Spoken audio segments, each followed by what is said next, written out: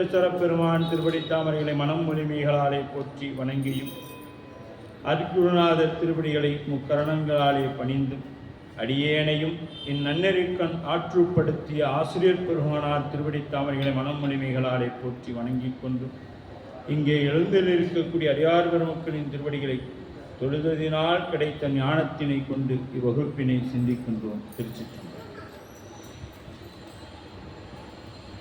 பெருமானுடைய பேரொரு கருணையினாலே திருநாவுக்கரசு பெருந்தகையுடைய திரு சரீரத்தை சிந்திக்கக்கூடிய ஒரு வாய்ப்பும் தவமும் நமக்கு கிடைத்துள்ளது.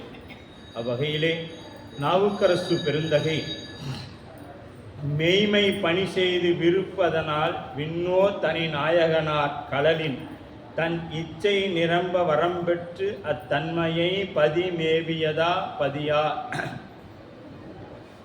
என்று திலகவதியார் தன்னுடைய வாழ்நாளில் என்ன கேட்டாங்க? தம்பியார் உளராக வேண்டும் என்று கேட்டிருந்தாங்க. பாவுற்று அலர் செந்தமிழின் சொல் வளம் பதிகம் தொடைபாட பான்மையினால் நாவுக்கு அரசு என்னும் உலகேளினும் நின்னாமும் நயப்புற மண்ணுக என்று பெருமான் அவருக்கு ஒரு திருநாமத்தையும் சுட்டினார். அது மட்டுமல்லாது இவர் என்ன கேட்டாரோ அதை விட அதிகமானது இறைவன் அவர்களுக்கு அருள் செய்தது. திலகவதியார் என்னெல்லாம் கேட்டாங்களோ அதை விட அதிகமாக அவர்களுக்கு அருள் செய்தார்கள் என்று தெய்வ சேக்கிழார் பெருமான் குறிப்பிடுறார். அவருடைய அந்த தவம் ஏறக்குடைய 40 ஆண்டு காலம் இறைவனை நோக்கி அவர்கள் திருப்பணிகள் செய்து கொண்டு தவம் இருக்கிறாங்க. நாம் அதிகபட்சம் 1 மாதம் எனக்கு விண்ணப்பம் நிறைவேறலையேங்கிறோம். ஆனால் அவங்களுக்கு வேறு விண்ணப்பமே கிடையாது. ஒன்றே ஒன்று, தம்பியார் உளராக அவங்க சைவத்துக்கு வரணும், அவ்வளோதான். வேறு எதுவும் கேட்கல. அவர் சைவத்துக்கு தேவாரம் பாடணும், திருப்பணிகள் செய்யணும், இதெல்லாம் அம்மாவுடைய விண்ணப்பமாக இல்லை. அது ஒன்றை மட்டுமே கொண்டு அவங்க பயணிக்கிறாங்க. ஏன் அப்படின்னா அவங்க தன்னுடைய தம்பி சைவத்துக்கு வரணும், இதை தவிர வேறு எதையுமே இறைவனிடத்தில் அவங்க விண்ணப்பிக்கலை. அருளும் கருணை திறம் ஆன எது ராவணனுக்கு அருளும் கருணை திறமான மென்மை தன்மை அறிந்து துதிப்பதே மேல் கொண்டு வணங்கினார் என்று சொல்வார். ராவணனுக்கு அருள் செஞ்ச மாதிரி நாவுக்கரசு என்ன சொல்கிறாரு? நீங்கள் எனக்கு எப்படி அருள் செஞ்சுருக்கிறீங்கன்னா, ராவணனுக்கு அருள் செஞ்சீங்கல்ல, அதே போல தான் எனக்கு அருள் செஞ்சுருக்கிறீங்க. எனக்கும் ராவணனுக்கும் பெரிய வித்தியாசம் ஒன்றும் இல்லை. அவனையும் தண்டிச்சிங்க, வாள் கொடுத்து அருள் செஞ்சீங்க, என்னையும் தண்டிச்சிங்க, எனக்கு திருநாமங்கள் சூட்டி தேவாரம் பாட வைத்து அருள் செய்தீங்க. ரெண்டுக்கும் அவருக்கு வாள் கொடுத்தீங்க, எனக்கு உளவாரப்பட கொடுத்தீங்க. இப்படித்தான் சொல்லி அவர் பெருமான்கிட்ட விண்ணப்பிக்கிறார். அப்போ மையல் துறை ஏறி மகிழ்ந்தளர்ச்சி வாகீசர் மனத்தோடு வாய்மையுடன் மெய்வுற்ற திருப்பணி. இவங்க திருப்பணி செய்யும் பொழுதுனா மெய்வுற்ற திருப்பணினா அந்த திருப்பணி எப்படிப்பட்டது? என்றும் அழியாத திருப்பணி. இன்னொன்று இந்த உடம்பினால் செய்யக்கூடிய திருப்பணி. அப்படி அப்போ தியானம் அற உணர்வு ஈரன்றி எழும் திருவாசகம் அப்படின்னு சேக்கிழார் பெருமான் குறிப்பிடுறாங்க. அந்த திருவாசகம் என்ற வார்த்தை, திரு என்றால் இறைவன், வாசகம் என்றால் இறைவனை போற்றி பாடக்கூடியது. திருவை போற்றி பாடக்கூடியது திருவாசகம் அப்படின்னு சேக்கிழார் பெருமான் இந்த இடத்துல குறிப்பிடுறாங்க. சிலர் இதை என்ன சொல்கிறாங்கன்னா, மாணிக்க வாசகர் அருளி செய்த திருவாசகத்தை குறிப்பிட்டிருக்கிறான்னு சொல்கிறாங்க. இல்லை, ஏன்னா மாணிக்க வாசகருடைய காலம் இவருடைய காலத்திற்கு முன்னான காலமாக இருந்தது. அப்போ அருளாளர்கள் அதை சொல்லணும் அப்படிங்கிறது இல்லை. கையில் திகழும் உளவாரத்துடன், கையில் என்ன இருக்குது? நாவுக்கரசர்னு நமக்கு உளவார கருவின்னு பார்த்த உடனே நமக்கு என்ன நினைவு வரணும்னா திருநாவுக்கரசர் அப்படின்னு வந்தோம். திருநாவுக்கரசர்னு சொன்னோம்னா உளவார படை நம் கண்ணில் தெரியும். எங்கே தெரியாது அப்படின்னு பார்த்தீங்கன்னா, கல்லில் கட்டி தூக்கி போடும் மட்டும் இல்லை.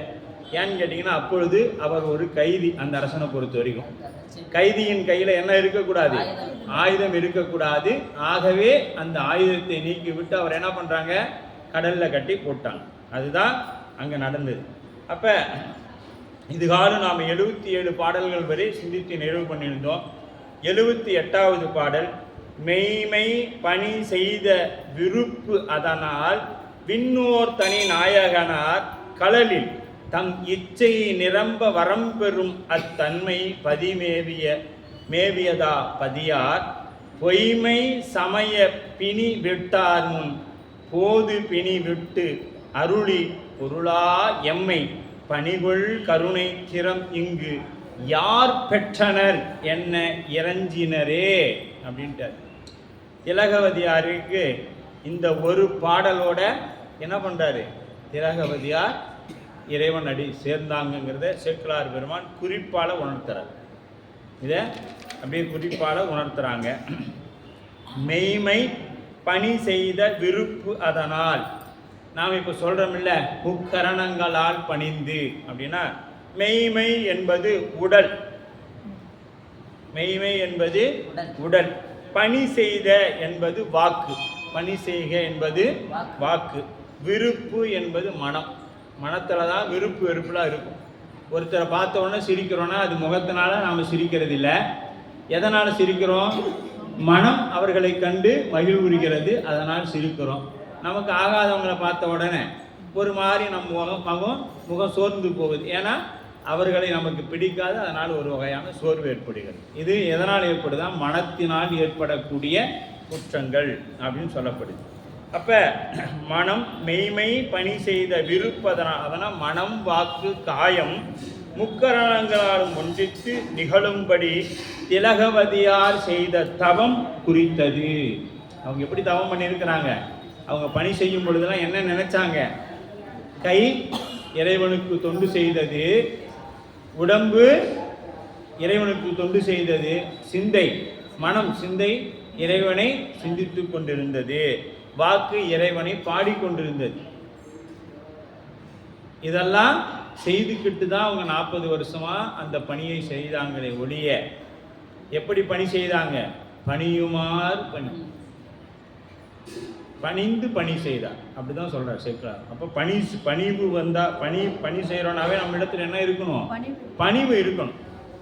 பணிவு இருந்தாதான் நாம் செய்யக்கூடிய அந்த பணி நிறைவாக இருக்கும் அப்படின்னு.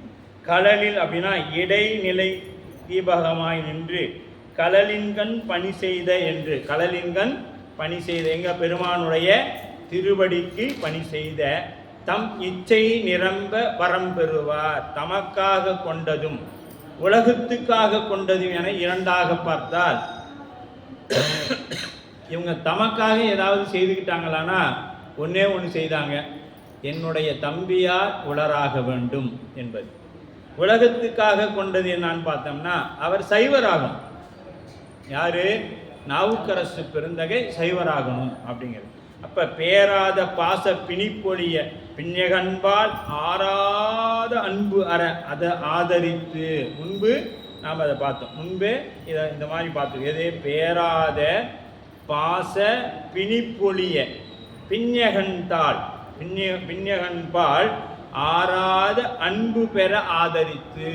அப்படின்னா ஆறாத அப்படின்னா முடிவில்லாத அன்பு, ஆறாத இன்பம் அருளும் மலை போற்றி. அப்ப முடிவில்லாத இன்பத்தை தரக்கூடியது யாரு? சிவபெருமான் தான். மீது எல்லாரும் கொடுக்கறதும் இன்பம் என்ன ஆயிடும்? முடிஞ்சு போயிடும். ஒரு காலத்துல அது அவ்வளவுதான், திகட்டிடும். ஆனா பெருமானிடத்திலிருந்து வரக்கூடிய இன்பம் ஆறாத இன்பம், அது வேணும். ஆறாத அன்பு பெற ஆதரித்த. அப்ப உலகுக்காக மேற்கொண்ட இச்சை எது?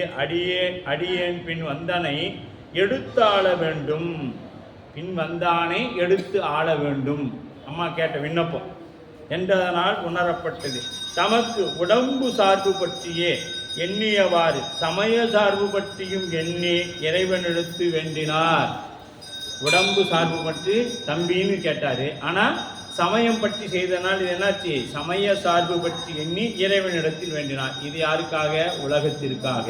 அப்படி வரம் பெறும் தபாதியார் அப்படிங்கிறார். வரம் பெறும் தபா. அப்ப தமது பாச பிணிப்பொழிய இறைவரை வழிபட்டு சிவநெறியில் நின்று தவம் செய்து சிவத்தை மேவினார் என்று அம்மையாரது சரீரத்தை நினைவாக்க. அப்படியே என்ன பண்றாங்க? இப்ப என்ன பண்றாங்க? அவங்க தம்பியார் தன்னுடைய அந்த குறைந்த வயதில் எங்க போயிட்டாரு? சமணம் பக்கம் போயிட்டார். சமணத்துக்கு போன அவர் அதனை தலை சிறந்து விளங்கினார். நேற்று கூட சமணத்தை பற்றிய திருவையாறு பதிகத்தில் 10 பாடல்களிலுமே என்ன பண்ணுறாரு, சமணத்தை பற்றி பேசுகிறார் நாவுக்கரசு பிறந்தார். நீ தேவார விண்ணப்பத்தில் நம்ம பார்த்துருக்கோம்.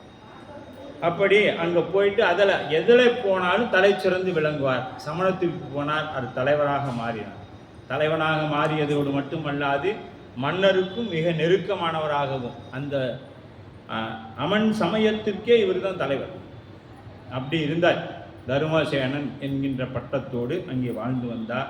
அப்படியே நாயனார் அப்படியே கொஞ்சம் அவர் அப்படியே பார்த்தோம்னா இதெல்லாம் செய்துக்கிட்டு இருந்த அவர் வயிற்று வலி. அதில் இவர் என்ன போய் சொல்கிறார், கனவுல போய் திலகவதியர் இடத்துல சூளை கொடுத்து மடித்தாட்கொள்வோம் அப்படின்ட்டார். சூளை கொடுத்து ஆட்கொள்வோன்ட்டாங்க. அப்போ சூளை நோய் வந்தது. அதன் பிறகு இவர் அங்கேருந்து ஒருவனை அனுப்பினார். அம்மையார் கேட்டாங்க, தீங்கு உளதோ, உங்கள் தம்பியார் அனுப்பியாரனோன்னு நாமெல்லாம் தம்பி நல்லா இருக்கிறானான்னு கேட்போம். அம்மையார் கேட்ட வார்த்தை தீங்கு உளதோ. ஏன்னா சாமி என்ன சொல்லிக்கிறாரு, அவரை சூளை கொடுத்து தான் ஆட்கொள்வோன்னு சொல்லிக்கிறாரு. அப்போ தீங்கு வந்துருச்சாட்டிங்கன்னு ஆனால் இப்போ சந்தோஷப்படுறாங்க. ஆகா, தம்பி உடம்பு சொல்லாமல் போயிடுச்சே அப்படின்னு சந்தோஷப்படுறாங்க. எதனால் அப்படின்னா அப்போ தான் அவன் எங்கே வருவான், சைவத்திற்காக வருவான். எப்படி நம் சமயத்தை காத்திருக்கிறாங்கன்னு பாருங்கள். சமயத்திற்காக எவ்வளவு பாடுபட்டிருக்கிறாங்க. நாமெல்லாம் மிக எளிமையாக வந்துட்டோம். அதனால் நமக்கு அதோட அருமைகள் தெரியல. எப்படி சுதந்திர போராட்ட வீரர்கள் தன் உயிரை துச்சமாக மதித்து உயிரை கொடுத்து இந்த சுதந்திரத்தை பெற்றுக் கொடுத்தாங்க. இன்னைக்கு அது என்ன ஆயிடுச்சு, நமக்கு கடலை மிட்டாய், பிட்டையிட வாங்குற கடலை மிட்டாய் போல ஆகிவிட்டது. அதுபோலத்தான் நம் அடியாருடைய இலக்கணங்களும். அன்று சமயத்திற்காக தன் உயிரை, திருநீருக்காக உயிரை கொடுத்த மெய்ப்பொருள் நாயனார். அதற்காக என்ன பண்றாரு, உயிரை கொடுத்தது மட்டும் இல்லை, அந்த திருநீர் வச்ச ஊரோட எல்லையில விட்டுட்டு வர வரைக்கும் அந்த உயிரை தாங்கி நிற்கிறார். வந்து அவரை வீட்டில் பத்திரமா விட்டுட்டு எந்த பிரச்சனையும் இல்லாமல் விட்டு வந்த பிறகுதான் அவருடைய உடலை விட்டு அந்த உயிர் பிரிகிறது. இந்த அளவுக்கு நம் சைவத்திற்காக அவர்கள் பாடுபட்டு இருக்கின்றார்கள். அப்படிப்பட்ட அவர் சமயத்தில் எங்கே வராரு, அங்கேருந்து திலகவதியார் இடத்துல வராங்க. அவங்க திருவடியில் பணிந்து திருநீர் உருத்ராக்கம் 5 எழுத்தெல்லாம் பெற்று பிறகு என்ன பண்ணுறாங்க, பணி செய்ய போகிறாரு. பணி செய்ய போகும்பொழுது அசரீதியாக சாமி என்ன சொல்கிறாங்க, தேவாரம் பாட சொல்லி சொல்கிறாரு. அவர் பாடுறாரு. அசரீதி வாக்காக அவர் கூற்றாயினவாறு விளக்ககளில் பதிகம் பாட, பிறகு அசரீதியாக உமக்கு திருநாவுக்கரசு என்னும் திருநாமம் உலகேழும் நின்னாமம் நயப்புற மண்ணுக என்று திருநாமமும் அவருக்கு சூட்டி இறைவன் அதன் பிறகு தேவாரம் பாட வைக்கிறார். இதெல்லாம் சுவாமி செய்து வைத்த பிறகு அவருக்கு என்ன நடக்குது, பிணி விட்டார் பிணி விட்டு அப்படின்னா சமய பிணி விட்டார். பிணிப்பு பிணிக்கு தப்புதல். சூளை மடுத்தாழ்வம். சூளை மடுத்தாழ்வம் எந்த விட்டாரு, அந்த சமண சமயத்தை விட்டாரு. அவருக்கு அந்த பிணி போயிடுச்சு. இது அப்படியே போய் பார்த்தோன்னு வச்சுக்கோங்க, நுட்பமாக சிந்திச்சாங்கன்னா சமணம் போன்ற சமயத்தை விட்டு சைவம் சார்ந்தால் நமக்கு பிறவி என்கின்ற பெரும் நோய் நீங்கணும். பிறவி என்கின்ற பெரும் நோய் நீங்கணும்னா நாம் எங்கே வரணும், சைவ சமயத்துக்கு வந்தாதான் நீங்கும். வேற நீ எத்தனை வழிபாடு செய்தாலும் எங்கே கொண்டு வந்து நிறுத்துவோம். ஆமாம், யாதொரு தெய்வம் கொண்டீராகி அங்கே மாதொரு வாகனார்த்தாம் நின்று அருள் செய்வார். மற்றைய தெய்வம், ஆமா, மற்றது என்னது தெய்வம். நம் பெருமான் கடவுள். அதனாலதான் சிறு தெய்வம் அப்படின்னு பேர். இவரு கடவுள், அதுக்கும் தெய்வத்துக்கு தெய்வம். அதனால அப்படி அந்த சமய பிணி விட்டா பிணிப்பு தப்புதல். சூளைக்கும் விட்ட, சூளையும் போயிடுச்சு. எங்க சமணத்தை விட்டு வந்ததுனால சூளை போயிடுச்சு. யாருக்கு, நாவுக்கரசருக்கு. இதை நுட்பமாக சிந்திச்சோம்னா மற்ற வழிபாட்டெல்லாம் விட்டுட்டு சைவ நெறியை சார்ந்தோம்னா நமக்கு என்ன கிடைக்கும், இந்த பிறவி என்கின்ற நோய் பிணி நீங்கி முக்தி என்கின்ற சாதனம் நமக்கு கைகூடும். அதுதான் இந்த இடத்துல சேக்கிழார் பெருமான் சொல்ல, எம்மை பணிகுள், எம்மை பணிகொள் அப்படின்ற. எம்மை தம்மையும் தம்பியாரையும் உளப்படுத்திய தன்மை பான்பு. தம்மையும் என்ன எம்மை அப்படினால என்னாச்சுங்க, பன்மையில் ஆயிடுச்சு. அந்த இது அப்படியே நாம் எங்க போனோம், திருநீலகண்டத்து சுயனார் இடத்துல போய் எம்மை தீண்டிமீர் ஆகில் திருநீலகண்டம் சொன்னாங்கல்ல அம்மையார். எம்மை என்பது பன்மைக்குரிய இலக்கணம். அதனால பன்மையில பெண்களை யாரையும் மனத்தினால் தீண்ட மாட்டேன் எம்மைன்னு சொன்னதுனால மற்ற மாதரமே மனத்தினாலும் தீண்டேன்றார். அதுபோல இங்க எம்மை என்பதனால் எம்மையும் தம்மையும் தம்பியாரையும் புலப்படுத்திய தன்மை பான்பு பிணிவிட்டு அருளியதனால் தாம் வேண்டியவாறு வரம் கொடுத்து என்னை ஆண்டருள் நீரே ஆகில், என்னை ஆண்டருள் நீரே ஆகில் என்றபடி தம்மையும் அடிமை கொண்டு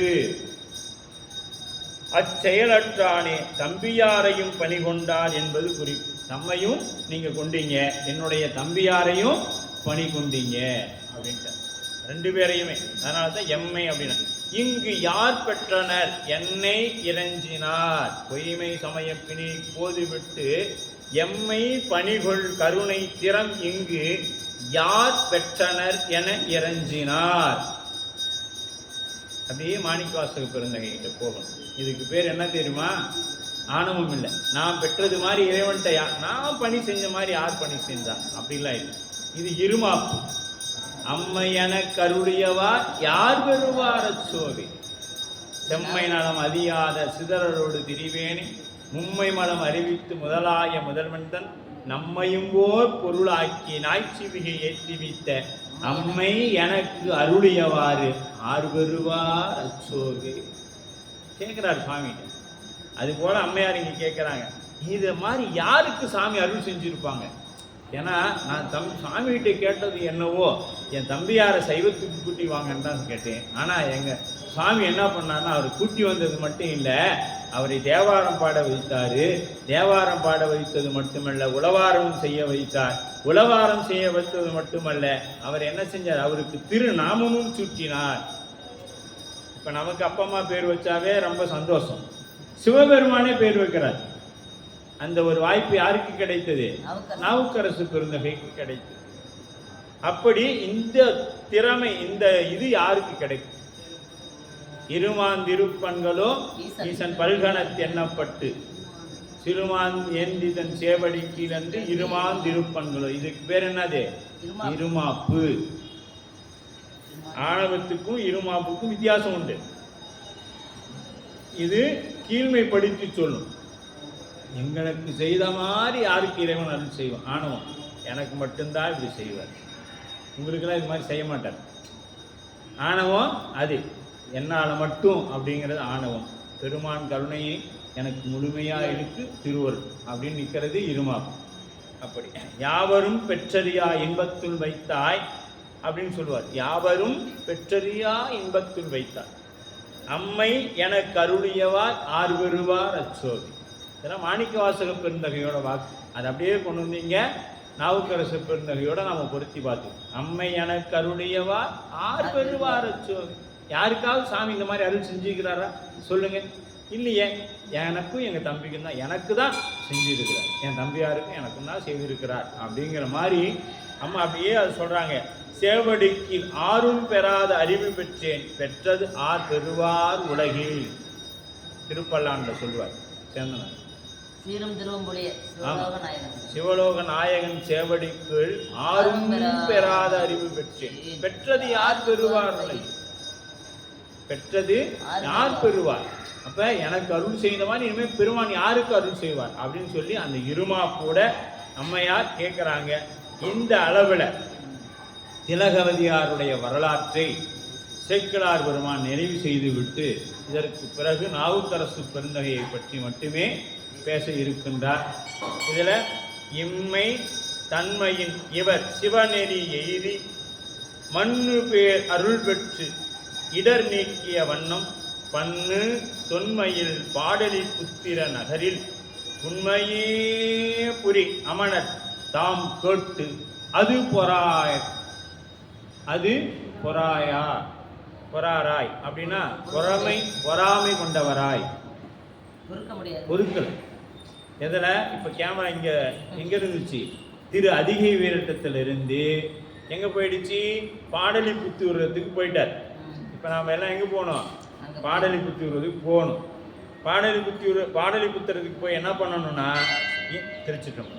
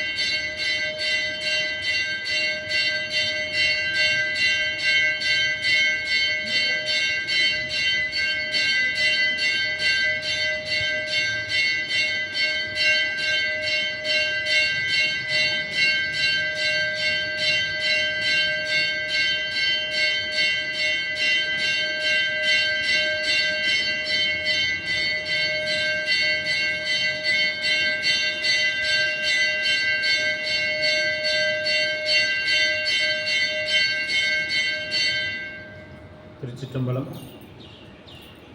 இன்ன தன்மையில் இப்படி இங்கே நடந்து கொண்டு இருக்கக்கூடிய தன்மையில் இவர் சிவநெறியை எய்தி, யாரு இவர்னா இங்கே இருக்கிறார் சேக்கிழார் பெருமான். எங்க? அண்மை சுட்டு. இதுக்கு பேர் அண்மை சுட்டு. நாவுக்கரசருக்கு பக்கத்தால் இருந்து இப்போ நம்ம நீங்கள் சொல்கிறார். இவர் சிவநெறியை எய்தி மண்ணு பேர் அருள் பெற்று இடர் நீக்கிய வண்ணம் பண்ணு தொன்மையில் பாடலிபுத்திர, பழமையான அந்த பாடலிபுத்திர நகரில் அமன் வண்ணம் கேட்டு அது பொறாராய்.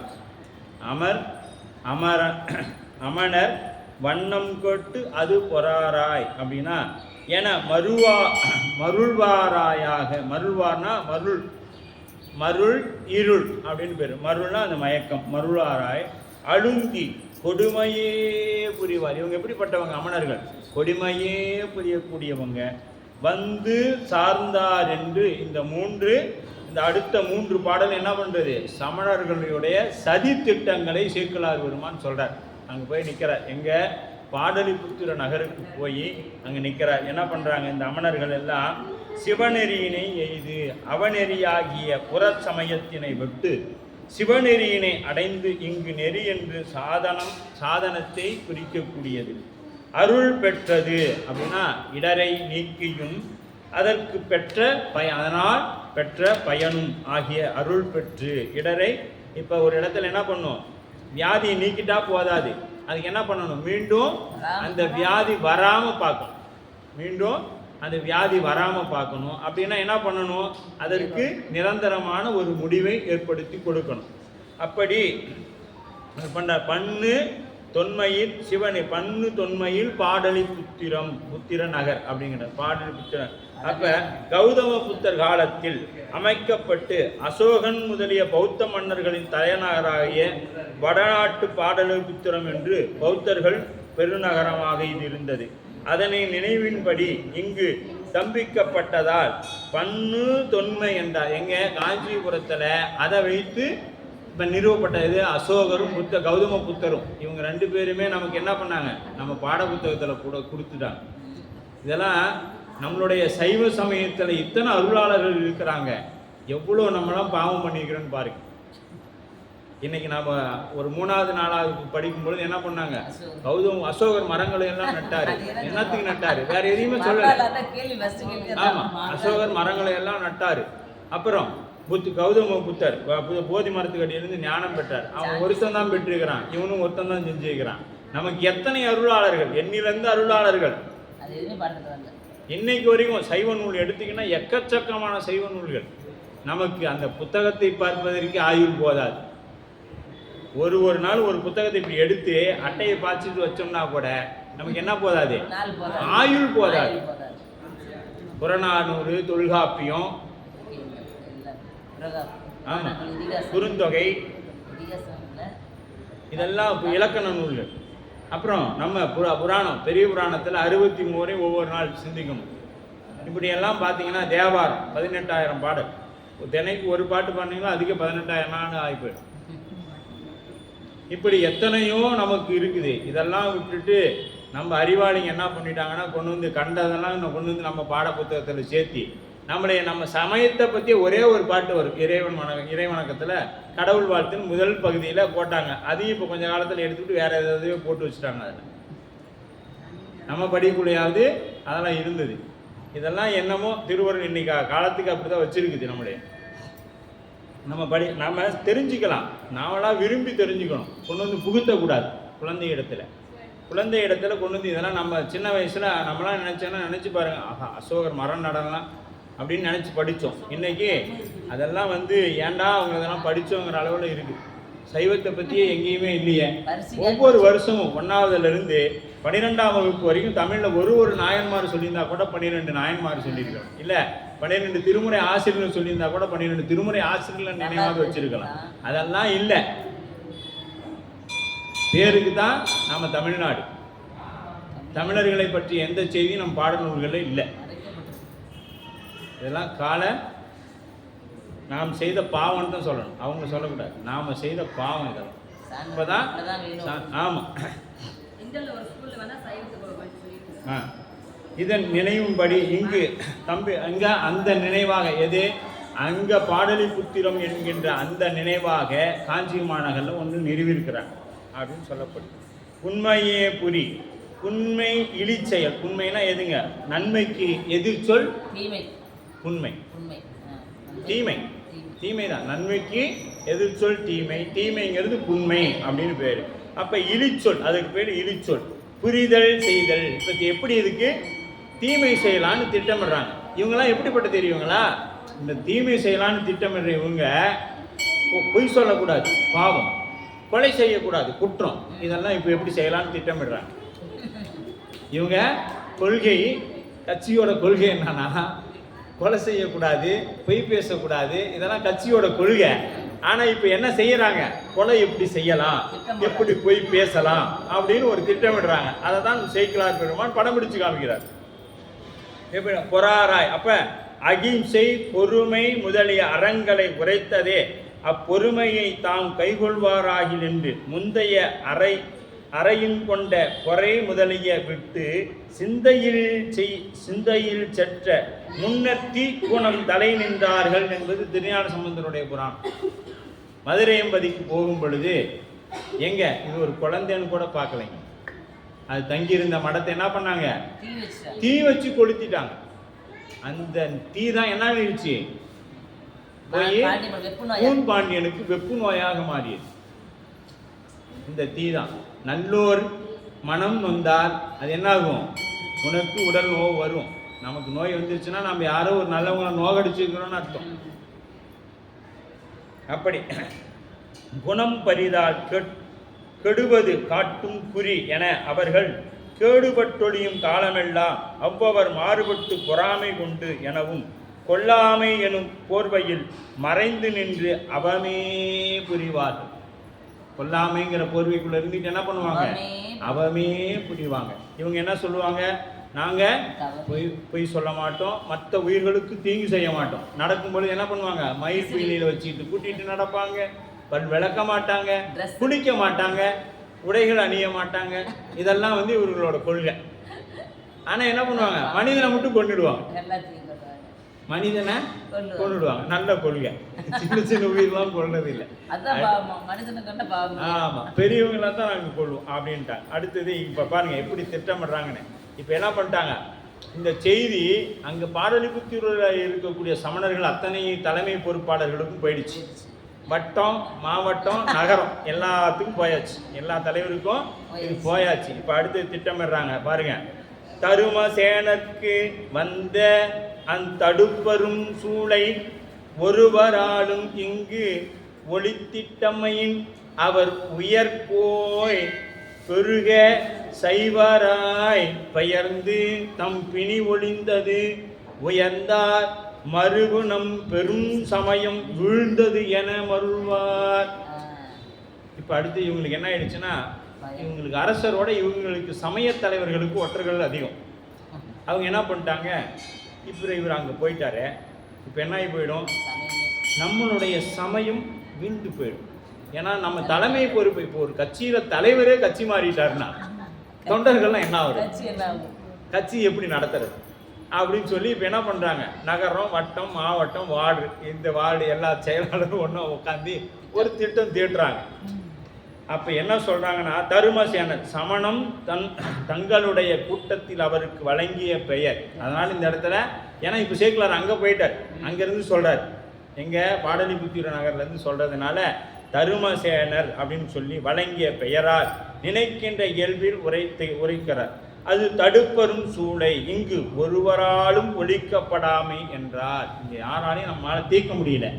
ஆனால் என்ன ஆயிடுச்சு, உயர் அவர் போய் தாம் உய்வதன்றி அரசனும் உலகும் உய்ய என்று குறிப்பு. உய்ய அப்படின்னா நாம மட்டும் இல்லை, இந்த அரசனும் உய்யும் பொருட்டாக அப்படின்னு எங்கே போயிட்டாரு, சைவத்துக்கு போயிட்டாரு. இப்போ அங்கே போனதுனால இப்போ என்ன ஆகி போயிடும், மன்னனும் நாளைக்கு இதை கேட்டுட்டா என்ன ஆயிடுவான், மன்னனும் அங்கே போயிடுவானே, ஓஹோ இந்த சமயத்தினால எதுவும் செய்ய முடியாது போல, நம்மளும் அங்கேயே போயிடுவோன்னு போயிட்டா என்ன பண்ணுறதுன்னு நம்ம சமயத்தை காப்பாற்றணும். யார், சமணர்கள் நம் சமயத்தை நாம காப்பாற்றணும்னு அடுத்து பாருங்க. போய் சைவராய் பெயர்ந்து போதல் என்பது சமணத்தை விட்டு போதல், நிலையினையும் பெயர்ந்து சைவராகி தொடர்ந்து நிலைத்தார். இங்கே சைவத்தை விட்டு போனது நிலையில்லாதது, சைவராக தொடர்ந்தார். பிணி ஒளிந்து, பிணினா நோய் ஒளிந்து பேரா பாச பணி பிணி பொழிய பின்னகன்பால் ஆறாத அன்பு பெற ஆதரித்த அம்மடவார் நீராய் கேடுலவட நீர் கரையில் நீடி பெருங்க சீரா திரு அதிகை வீரட்டம் சேர்ந்தார் என்பது முன்னமே பாட்டில் நமக்கு சொல்லிட்டார் சேக்கிலார் பெருமான். எதுக்கு, அந்த பேராத பாச பிணி பொழிய, ஒழியாத அது ஒளியருக்கு பிறவிக்கு ஏதுவாகிய எது, இந்த சமண மதத்திலிருந்து பிறவிக்கு ஏதுவாக இருக்கக்கூடியது. சிவபெருமான் பிறவி இல்லாத செய்யக்கூடியவர், அதனால் அங்கே போயிட்டாரு. பெருகு சைவம் அப்படின்னா முன்பு போய் சைவராயின தம்மை குறிப்பிட்டவுடன் பெருகு என்பதினால் முன்போல் அன்றி அதனில் பெருகி மிக்க தன்மையுடைய சமயம் எது, சைவ சமயம். அதுபோல சமணத்தை போல இல்லை, இது ரொம்ப பெருகி இருக்கக்கூடியது, ஆச்சரியத்தன்மை வாய்ந்ததாக இங்கு குறிப்பிடுகிறார். பெருகு அப்படின்னா ஒரு ஆச்சரியத்தன்மை அப்படின்றார். மறுவு நம் பெரும் சமயம் வீழ்ந்தது. மறுவு அவர் போல் நாம் சமயவாதிகள் வளர்ந்தவர்கள் யாரும் இல்லை. நம்ம சமயத்தை அவர் மாதிரி யாராச்சும் வளர்த்துனாங்கன்னா இல்லை, அவர் தான் வந்தார், வந்ததுலேருந்து நம்ம சமயம் அப்படி வளர்ந்தது. இப்போ அவர் போயிட்டார், இனி வீழ்ந்தது என்னன்ட்டார், அப்படியே என்ன பண்ணலாம், அப்படியே விழுந்துட்டார். இதுக்கு உதாரணம் சொல்லணும்னா இப்போ நம்ம நடைமுறையில் பார்த்தோம்னா கண்ணதாசனை சொல்லலாம். கண்ணதாசன் கடவுள் மறுப்பு கொள்கையில் இருந்தவர், கடவுள் மறுப்பு கொள்கையில் இருந்தவர், கடவுள் இல்லவே இல்லை அப்படின்னு சொல்லக்கூடியவர். அவர் என்ன பண்ணார், ஒரு முறை ராவனை பற்றி ரொம்ப இன்னும் மோசமாக பேசணும், அதற்காக ராமாயணத்தை எடுத்து படிக்கிறார். அது படித்தவர் என்ன பண்ணிட்டாரு, ஆஹா இவ்வளோ அவனுடைய தந்தையார் இப்படி இருந்திருக்கிறாரு, இவர் ஏகபத்தினி விரதனா இருந்திருக்கிறாரே அப்படின்னு சொல்லிவிட்டு ராமனை பற்றி படிக்கணும். அதை படித்த உடனே அப்படியே மனம் மாறுது. பகவத்கீதை படிக்கிறாரு, இன்னும் மனம் ரொம்ப மாறுது. மாறின பிறகு அப்படியே என்ன பண்ணிட்டாரு, எல்லா நூலும் படிக்க ஆரம்பித்தார். படித்து காஞ்சி பெரியவரிடத்தில் ஆசி பெற்று இந்து, அதாவது அர்த்தமுள்ள இந்து மதம் என்று 10 பகுதி நூல் எழுதினார். அது மட்டுமல்லாது திருவள்ளுவன், திருவிளையாடல் போன்ற படங்களில் எல்லாம் அவர் தான் அந்த பாடல்கள்லாம் எழுதி கொடுத்தாங்க. சித்தாந்தம்லாம் நிறைய படித்தார். இப்போ அவர் கடவுள் தான் எல்லாமே அப்படிங்கிற அளவுக்கு எல்லா நதிகளும், இதெல்லாம் எல்லா மற்ற சமயங்கள்லாம் நதிகள் சைவம் என்பது கடல். எல்லா நதிகளும் ஒரு காலத்தில் வந்து கடலிலே கலக்கும் என்பதையெல்லாம் சொல்லியிருப்பார். நீங்கள் அர்த்தமுள்ள இந்து மதம் கேட்டிங்கன்னா அப்படி நம் கண்ணுக்கு தெரியும். அதே மாதிரி ஈரோட்டை சார்ந்த ஒருவர் ஈவே ராமசாமி கூட இருந்த அவர் பெருமானை சிவபெருமானை பற்றி தப்பாக பேசணும், அதனால் திருவாசகத்தெல்லாம் படிச்சுக்கிட்டு வா அப்படின்னு சொல்ல இவர் அன்று மாலை வந்து திருவாசகத்தை கையில் எடுத்து படிக்க அன்னையிலிருந்து இவர் என்ன பண்ணுறார், அடுத்த நாள் காலையிலேருந்து திருநீர் பூசிட்டார்.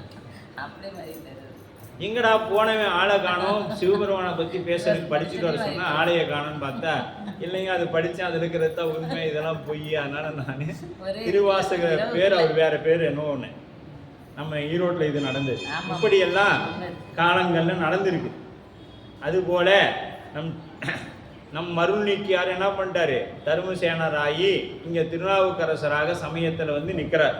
அப்படி வீழ்ந்தது. இப்போ என்ன பண்ணிட்டாங்க, அவ்வளோதான், அவர் போயிட்டாரு, கட்சி தலைமை போயிடுச்சு, இனிமேல் கட்சி காலி அப்படின்னு சொல்லிட்டார். கட்சி தலைமையே போயிடுச்சு, இனிமேல் நாம் எப்படி இந்த சமயத்தை வளர்த்த போகிறோம். இதுக்கு ஒரே வழி, என்ன வழி, குறுக்கு வழி தான், வேற வழியே இல்லை. அதனால ஒரு திட்டத்தை தேடுறாங்க. மழையும் பல சமயங்களும் வென்று மற்ற அவரால் நிலையும் பெற்ற இந்நெறி இனி அழிந்தது என்று அழுங்கி கொலையும் பொய்யும் இளம் என்று கொடுமையே புரிவோர் தலையும் பீலியும் தாழ வந்து ஒரு சிறை சார்ந்தார். இப்போ இதுவரைக்கும் என்ன பண்ணாங்க, மழையும் பல் சமயம் வென்று, இவர் சும்மா சாதாரண ஆள் இல்லை, பல சமயங்களில் வாதிட்டார். தர்மசேனர் வாதிட்டு சமணமே பெரியது என்று நின்றார். அப்போ என்ன பண்ணிச்சு, சமண மதம் வளர்ந்து நின்றது, சமண சமயம் வளர்ந்து நின்றது. இப்போ அவர் போயிட்டாரு, நமக்கு எதுவுமே தெரியாது, எல்லாம் படித்து வச்சவர் அவர் தான், அவரே போயிட்டாருன்னா இனிமேல் நம்ம என்னத்தை சொல்ல போகிறது. அதனால் மழை அப்போ வென்று நிலை பெற்ற வெற்றி பெற்றதுன்னு அந்த வெற்றி மாறாது நிலைக்கவும் செய்தார். வெற்றி பெற மட்டும் இல்லை, அதை அப்படியே நிலைக்க வைக்கவும் செய்தார் அப்படின்னு சொல்லுது. இனி அழிந்து காலம் படுத்தமையனால் உறுதி பற்றி எதிர்காலத்தை இறந்த காலமாக கூறினார். எப்படி சொல்றாரு, எதிர்காலத்தை இறந்த காலமாக, எப்படி அழிந்ததுன்ட்டார், அழிந்த அப்படின்னு சொல்லணும், அழிய போகுதுன்னு சொல்லணும். இது என்னட்டார், அழிந்தது, அவ்வளோதான். காலம் வடுவமை உறுதி பற்றி எதிர்காலத்தை இறந்த காலமாக, நாளைக்கு அழிய போகுதுன்னு சொல்லாமல் அழிந்ததுன்ட்டார் சேர்க்கிறார். என்ன, அவ்வளோதான், முடிஞ்சிச்சு, இறந்த காலமாகவே சொல்லி முடிச்சுட்டார். வீழ்ந்தது என்றும் அழிந்தது என்றும் பார்த்தோம். அப்போ எப்படி அவர் வந்தவுடன் வெற்றி பெற்று நிலைத்து நின்றதோ அதுபோல இனி அவர் வீழ்ச்சி பெற்றவுடன் அழிய போகின்றது. அவர் போன பின்னாடி என்ன ஆயிடுச்சு, இந்த சமயமும் அழிய போகுது. அழுங்குதல், மனம் வருந்தி அழிதல், அப்படியே மனம் வலிந்து அப்படியே அழிதல். கொலையும் பொய்மையும் இளம் என்று கொடுமையே புரிவோம். கொடுமை பல செய்தன நான் அறியேன் அப்படின்ட்டு.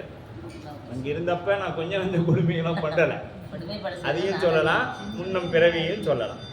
அப்படி கொடுமைகளாகிய கொலை செயலையும் பொய்மை சொல்லாகிய இதையும் என்ன பண்ணாங்க, இது ரெண்டையும் சொல்ல ஆரம்பிக்கிறாங்க. என்ன பண்ணலாம், புண்மையே புரி அப்படின்னா, புண்மையே புரின்னு ஒன்று பார்த்தோம். புண்மைனா இழிச்செயல் செய்யறதுக்கு தயாராகிறாங்க. நன்மைக்கு எதிர்ச்சொல் புண்மை. அப்போ தீமை செய்யணும், எப்படி தீமை செய்யலாம் அப்படின்னு ஏகார் புண்மையே புரியும்.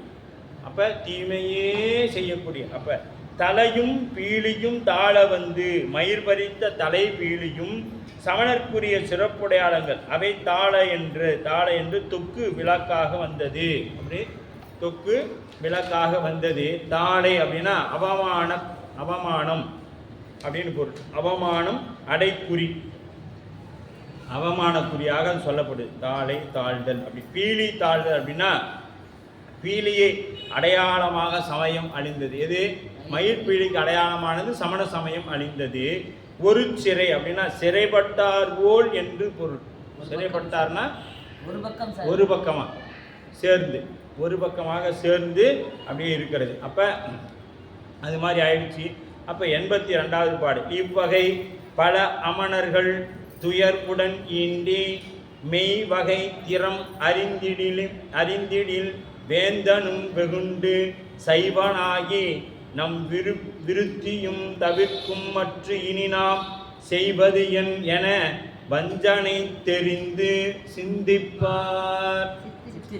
சித்தரிப்பார். இவ்வகை பல அமணர்கள். இப்போ என்ன பண்ணிட்டாங்க, இப்போ அந்த ஒவ்வொரு இடத்துக்கும் ஒவ்வொரு அமணர்களுக்கு உண்டான சமணருக்கு உண்டான தலைவர்கள் இருப்பாங்க. அப்போ பல இடத்துலையும் இருக்கிற தலைவர்கள் எல்லாம் இப்போ என்ன பண்ணிட்டாங்க, பாடலிபுத்தூர் நகரில் வந்து ஒன்று கூடி இருக்கிறாங்க. அங்கே என்ன தலைமை பொறுப்பில் இருக்கிறவங்க மட்டுமே உட்காந்து ஆலோசனை செய்கிறாங்க.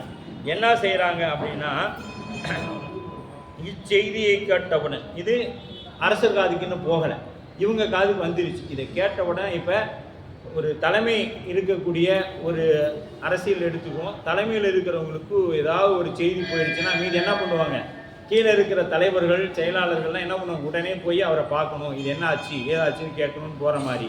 இவங்களும் என்ன பண்ணாங்க, எல்லாம் ஒன்று கூட்டிட்டாங்க.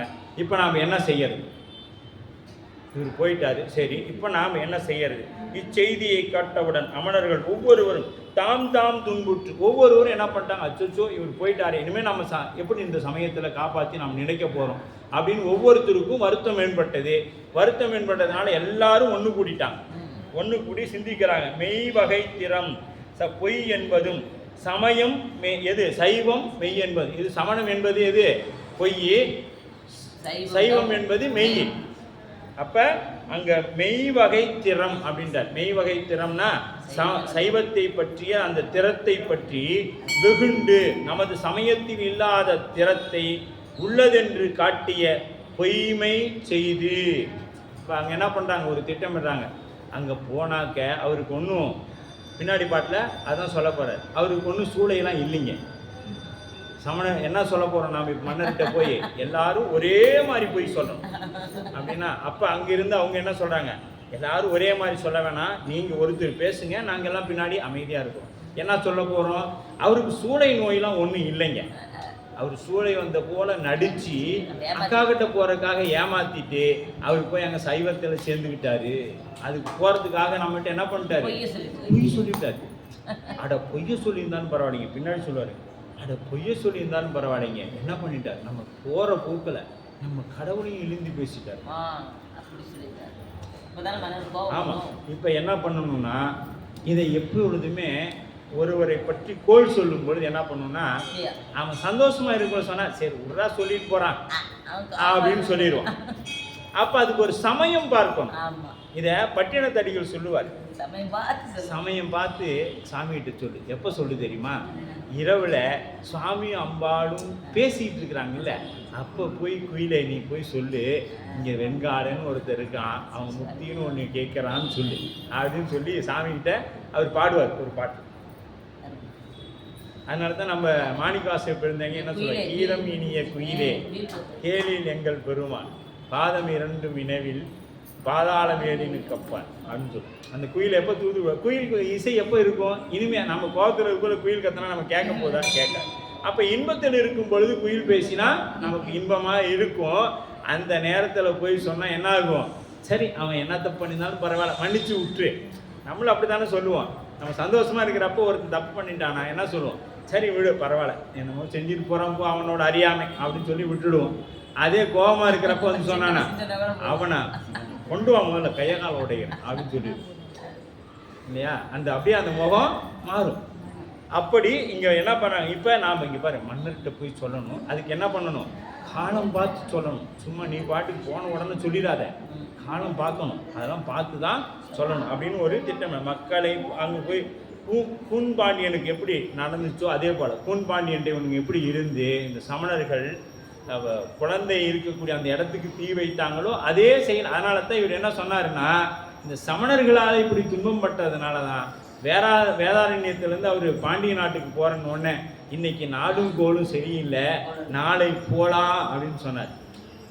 யார், நாவுக்கரசர் பிறந்தகை திருஞான சம்பந்தன் குழந்தையா இருக்கிற, அதனால் இன்னைக்கு நாளும் கோலும் சரியில்லை, நாளைக்கு போகலான்னு சொன்ன உடனே தான் அவர் சொல்கிறாரு, வேயிரு தோடி பங்கன் விடமுண்ட கண்டன் மிக நல்ல வீண தடவி மாசரு திங்கள்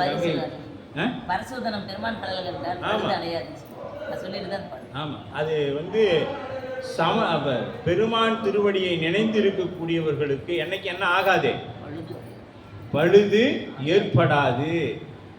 இதை 2 நாளைக்கு முன்னாடி அடியன் கூட அனுபவிச்சு. பழுது ஏற்படாது. ஆனா நாம பக்தி இல்லை, அன்பு இல்லை, நம்மையவே சாமி காக்கிறப்ப அவர்களை சாமி காப்பாத்திட்டு இருக்க மாட்டாரா? நினைச்சு பாருங்க. அன்போ பக்தியோ இல்லாத நம்மளையவே இறைவன் காப்பாத்துறான். அப்ப அவர்களை காப்பாற்ற மாட்டாரா அப்படின்னு பார்க்கணும். அப்ப சைவனாகி நம் விருத்தியும் தவிர்ப்பான். மெய் தெரிந்து கொள்வதால் இதுவரை தாம் பொய் எது நாம் இருந்தது பொய் சமயம் நினைச்சு போயிட்டு அவரை தாம் மெய் சமணம் பொய் என உண்மை கண்டு சைவம் சார்ந்தார். விருத்தி அப்படின்னா ஜீவனோ பயம் அப்படின்னு உடல் விருத்தியாராகில் அப்படின்னா உடல் விருத்தியராகில்னா உடம்பு இதாகிறது. விருத்தியரேல் அப்படின்னா உடம்புனால அவர்கள் மாறல, ஆனால் மனதினால மாறி இருக்கிறாங்க. மற்றும் இனி நாம் செய்வது என உள்குவார். அப்படி நடந்தால் நமக்கு பிழைப்புக்கு வேறு வழி என்ன? இப்போ மன்னனும் போயிட்டானா நாம் எப்படி தான் ஏன் பிழைக்கிறது? இதை காலமாக இத்தனை வச்சு தானே நாம் பிழைச்சிக்கிட்டு இருந்தோம். சமணர்கள் எப்பொழுதுமே இப்படி தான் பண்ணுவாங்க. ஆமாம், வந்த உடனே அதுதான். மூர்த்தி நாயனாருக்கு நிகழலையா? காடகோடன் அப்படிங்கிற அந்த சமணன் வந்தா சந்தன கட்டையே இல்லை, மொத்தம் தளர்ந்தாரா என்ன, கையை போட்டு தேய்ச்சார். இதெல்லாம் தேய்ச்சி கொடுத்தாங்க. இதுதான் நம்ம அருளாளர்கள் உடைய வேலை. அப்போ வஞ்சனை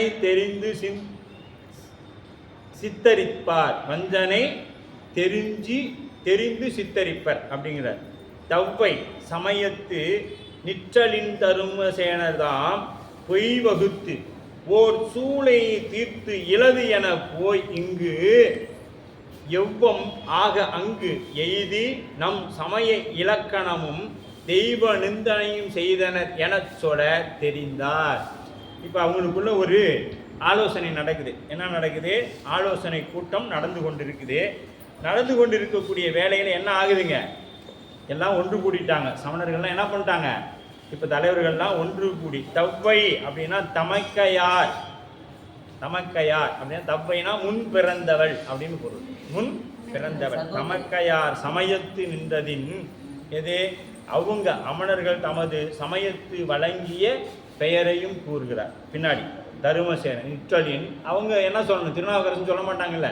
தருமசேனரும் தாம் பொய் வகுத்து இங்கே என்ன பண்ணிட்டாரு? இப்போ ஒரு நாளைக்கு நம்ம குழந்தைங்க படிக்க போக சொன்னால் என்ன ஆகும்? நம்ம காய்ச்சல் அடிக்குதுன்னு தொட்டு பார்த்தோம்னா தெரிஞ்சிடும். அந்த குழந்தை என்ன சொல்லுன்னா எடுத்த உடனே எனக்கு வயிற்ற வலிக்குது. கண்டுபிடிக்க முடியாது. இப்போ ஸ்கூலுக்கு போனவன் பள்ளிக்கூடத்துக்கு போனோமாலும் என்ன பண்ணுவேன்? அம்மாட்ட டீச்சர் என்ன ஹோம்ஒர்க் பண்ணியா? டீச்சர் ஒரே வயிற்று டீச்சர் டீச்சர் என்னம்பாங்க? சரிடா இல்லைடா போய் படுறா கொஞ்சம் நேரம், நான் ஏதாவது வாங்கிட்டு வந்து தர சொல்கிறேன். ஆமாம், அம்மா என்ன பண்ணுவாங்க? ஒரு காசு போட்டாச்சு போய் ஏதாவது ஒரு சோடாவும் வாங்கிட்டு வந்து கொடுத்து குடிச்சிட்டு படுப்பா அப்படிம்பாங்க. 2 மணி நேரம் அவன் எந்திரிக்கவே இல்லை, படுத்து இருக்கிறான்னா வீட்டுக்கு ஒரு ஃபோனை பண்ணி அம்மா உங்கள் பையன் வயிற்று வலிக்குதுங்கிறான் வந்து கூட்டி போயிரு. வீட்டுக்கு போனோன்னு அவன் விளையாடுவான். வீட்டுக்கு போனோன்னு என்ன பண்ணுவான்? விளையாடுவான். அங்கே பள்ளிக்கூடத்தில் இருக்கும்போது என்ன சொல்லுவான்? எனக்கு வயிற்று வலி. அந்த மாதிரி இவர் சொல்லிட்டு போயிட்டாருங்க. இப்போ என்ன சொல்லிட்டார் இவரு? அவர் சும்மாலாம் வயிற்று சூளை நோயெல்லாம் இல்லைங்க. அவர் என்னன்னா இல்லைன்னா நாம் பண்ண வைத்தியத்துக்கு அது சரியாக போயிருக்கணும்ல. நாமளும் என்னென்ன மந்திரம் பண்ணோம் தந்திரம் பண்ணணும், ஒன்றுமே நடக்கலை. அப்போனா அவருக்கு சூளையே இல்லை. ஆனால் இப்போ தான் தெரியுது அவர் என்ன பண்ணிட்டாருன்னா அது நோய் இல்லை, அவர் அத்தனையும் நடிப்பு. ஒரு திட்டமிடுறாங்க, அத்தனையும் நடிப்பு. அவர் பொய் சொல்லிட்டு போயிட்டாரு. போனவர் சும்மா மட்டுமா போனாரு? சைவ பாருங்க, தருமசேனர் தான் பொய் வகுத்து ஒரு சூளை தீர்ந்தது இலது என. இங்கேயே எல்லாம் தீர்ந்துருச்சு. நாம கொடுத்த வைத்தியத்திலே எல்லாம் தீர்ந்து போச்சு. ஆனா அவர் தீர்ந்தது இலது என பொய் இங்கு பொய்யே சொல்லாது. இவர் பொய் சொல்லிட்டார். என்ன நம்ம கொடுத்ததுனால தான் தீர்ந்துச்சு. ஆனா இது என்ன சொல்றாங்க? இவங்களுக்கும் தெரியுது முடியலன்னு. ஆனா இதெல்லாம் என்ன சொல்லணும்? மன்னன்ட்ட போய் இப்படி சொல்லணும். மன்னன்ட்ட போய் இங்க நாம கொடுத்த மருந்துலேயே சரியா போச்சுங்க. ஆனா அவர் போயிட்டார். ஏன்? தமக்கு யார் இருக்கக்கூடிய அந்த இடத்துக்கு போகணுங்கிறதுக்காக அங்க போய் சரி பண்றேன்னு போயிட்டாரு. அவ்வண்ணம் ஆக அங்கு எய்தி நம் சமய இலக்கணமும் நம்ம சமயத்தை பத்தி ரொம்ப மோசமா பேசிட்டாருங்க. சரி விடுங்க, இப்போ என்ன சொல்லணும்? அங்கே போய் மன்னன்ட்ட சொல்லும்போது அவர் அப்படி சொன்ன உடனே அவர் என்ன பண்ணுவார்? கோவப்படுவார். நாம் என்ன சொல்லணும்? அவரை சாந்தப்படுத்துகிற மாதிரி பேசணும். அதை விடுங்க. இப்போ நம்ம ஒரு சண்டையில் போய் சண்டை போட்டுட்டு இருப்பான். சண்டை போட்டுட்டுக்குள்ள அவனை தூண்டி விடணும்னா என்ன பண்ண, டே சும்மாரா அடிக்க போகிறேன் என்னமோ, அவன் பாட்டு வாயில் சண்டை போடுறான், நீ என்னமோ அடிக்க போகிறேன் போட அந்த பக்கம் அப்படின்னு அப்போ தான் அடிக்க போவோம். அதை மறந்து இருப்பான், அப்போ தான் என்ன பண்ணுவான், அடிக்க போவான். அந்த மாதிரி இங்கே என்ன பண்ணுறாங்க, மன்னர் வந்து என்ன சொல்லுவார், அப்படி கோவப்படுவார். நீங்கள் கோவப்படக்கூடாதுங்க, கோவப்படாதீங்க. நம்ம கோவப்படுறது நம்மளோட சமய இலக்கணம் இல்லை, நீங்கள் கோவப்படக்கூடாது அப்படின்னு நம்ம சொல்லணும். எப்படி சொல்லணும், இப்படின்னு நாம சொல்லணும். இதெல்லாம் பாருங்க எப்படி சேக்கிழார் பெருமான் அதை ரசித்து ருசித்து எழுதியிருக்கிறார். ஆமாம் எடு. அப்போ தெய்வம் அப்போ என்ன சொல்லணும், அடுத்தது அவர்கிட்ட நாங்கள் நம்ம சமய இலக்கணத்தை மட்டும், அவர் சமய சின்னங்கள் மட்டும் ஒழியலைங்க. பாய் ஒழிந்ததோ பீலி ஒழிந்ததோ இதெல்லாம் இல்லைங்க. அவர் என்ன பண்ணுறாருன்னா போகிற போக்கில் நம்ம தெய்வத்தையும் நிந்தனை பண்ணிட்டாருங்க சொல்லணும். அடுத்து என்ன சொல்லணும், போகிற போக்கில் பாருங்க தெய்வ நிந்தனையும் சமய இலக்கணமும் தெய்வ நிந்தனையும் செய்தனர் என சொல்ல தெரிந்தார். அப்புறம் என்ன சொல்லணும்னா, நாம் எல்லாரும் போகிற போக்கில் நம்ம தெய்வத்தையே கூட்டணும்னு சொல்லிட்டு போயிட்டாருங்க. அப்படின்னா என்ன ஆகும், மன்னனுக்கு இன்னும் அதிகமாக வருமில்ல அப்படின்னு சொல்லிட்டாங்க. அப்படி சொல்லிட்டு சொன்ன வண்ணமே செய்வது துணிந்த துன்மதியோர். துண்ணுனா என்னங்க, தீய கெட்ட புத்தி இருக்கிறோம். துன்மதியோர் முன்னம் நாம் சென்று முறைப்படுவோம் என முயன்றே இன்ன தன்மையில் இருள் குலாம் செல்வது போல மன்னன் ஆகிய பல்லவன் நகரில் வந்து அணைந்தார். இப்போ அங்கங்கே இருந்த அவங்க எல்லாம் என்ன பண்ணிட்டாங்க, ஒன்று கூடி ஒரு திட்டமிட்டாங்க. ஆமாம், மன்னவர் அங்கெல்லாம் என்ன பண்ணாங்க, ஒன்று கூடி ஒரு திட்டமிட்டாங்க. திட்டமிட்டு அவங்க என்ன பண்ணிட்டாங்க, இப்போ சொன்ன வண்ணமே சேக்கிழார் எப்பொழுதுமே என்ன பண்ண மாட்டார், அந்த தீமையை சொல்ல மாட்டார். அதனால இங்க என்ன சொல்லிட்டாரு, சொன்ன வண்ணமே செய்தது துணிந்த துன்மதியோர். எப்படின்னா கேடுமதி, அந்த புத்தி கெடுதலான புத்தி இருக்குது அவங்களுக்கு. என்னெல்லாம் திட்டமிட்டாங்களோ இப்போ சொன்னாங்க பார்த்தீங்களா. ஆமாம், இங்கேயே எல்லாம் தீர்ந்துருச்சுமன்னா அவர் போய் சொல்லிட்டாரு. அக்காவை இருக்கிற சமயத்துக்கு போகணுங்கிறதுக்காக நம்ம சமயத்தை இழிந்தது மட்டும் இல்லாத நம்ம தெய்வ நிந்தனையும் செஞ்சுட்டு போயிட்டாரு. தெய்வமே இல்லைன்னு தப்புன்னு சொல்லிட்டு போயிட்டாரு அப்படின்னு இப்படியெல்லாம் பேசினாங்க பார்த்தீங்களா. அப்படியெல்லாம் சொல்லணும்னு தமக்கு புகட்டிய தெளிவு. நமக்கு முதல்ல எல்லாம் நாம தெளிவாக ஒரே மாதிரி போய் சொல்லணும். நீ ஒன்று சொல்லி நான் ஒன்று சொன்னால் என்ன ஆகிடும், பொய் மாறிடும். நாம் எல்லாரும் ஒரே மாதிரி பொய் சொல்லணும். அப்படின்னா நாம் யாரோ ஒருத்தர் தான் பேசணும். மீதி எல்லாம் என்ன பண்ணணும், ஆமாம் போடணும். எல்லாரும் ஒரே மாதிரி பேச முடியாது. ஆனால் நாம் என்ன சொல்லிடுறோம், எல்லாரும் ஆமாம் போடணும் அப்படின்னு முடிவு பண்ணுறாங்க. முடிவு பண்ணிட்டு கிளம்பி அப்படியே போகிறாங்க. போன உடனே என்ன பண்ணும், அங்கே மெய்ப்பொருள் நாயனார் இடத்துல இருந்தான் இல்லையா தத்தன், அதுபோல் இங்கே வாயில் காவலன், கடை வாயில் காவலன் ஒருத்தருக்கு. அப்போ இவங்க போகிறது எப்படி இருக்குதா, முன்னம் நாம் சென்று முறையிடுவோம் என முயன்று. முன்னாடி அரசனுக்கு தெரியறதுக்கு முன்னாடி நாம் என்ன பண்ணிடலாம், நம்ம போய் சொல்லிடுவோம். தெரிஞ்சிருச்சுன்னா மன்னன் திடீர்னு சைவத்துக்கு போயிட்டானா நாம் எங்கே போய் பிழைக்கிறது, அதனால் நாம் முன்னாடியே போய் சொல்லிடுவோம்னு சொல்லிட்டு இவங்க என்ன போகிறாங்களா, இன்ன தன்மையின் இருள் குலாம் செல்வது போல. இப்போ இருள் அப்படின்னாவே நமக்கு ஒன்றும் தெரியாது. என்ன பண்ணாது, இருள் குலாம் அப்படின்னா அந்த இருள் சூழ்ந்த அந்த மனதை உடையவர்கள் எல்லாம் ஒன்று சேர்ந்து. இப்போ சேக்கிழார் இந்த இடத்துல சிவகமணியை சொல்வார். அதாவது மெய்ப்பொருள் நாயனார் வந்தார் இல்லை, அங்கே கூட என்னாச்சு, மெய்ப்பொருள் நாயனார் இருக்கிற இடத்துக்கு வந்தவங்க மை பொருந்திய அந்த நெஞ்சினோடு எது விளக்கொடி அப்படிம்பார். அந்த இடத்துல அவை ஒரு பொருள் காட்டா நின்று, இது ஒரு பொருளும் காட்டா நிற்கும் இருள். ஆனால் தன்னை காட்டும், தன்னை காட்டும். ஆணவம் தன்னையும் காட்டாது. ஆணவம் என்ன பண்ணாது, தன்னையும் காட்டாது, தன்னை சார்ந்ததையும் காட்டாது. இதுதான் ஆணவம். ஆனால் இருள் என்ன பண்ணும், தன்னை காட்டும். அதுபோல செய்வது துணிந்து அவ்வாறு செய்ய துணிந்த தகுதியற்ற பெருங்கொடுமை என்பது இது போன்று செயல். எது, இந்த மாதிரி ஒன்று செய்யறது.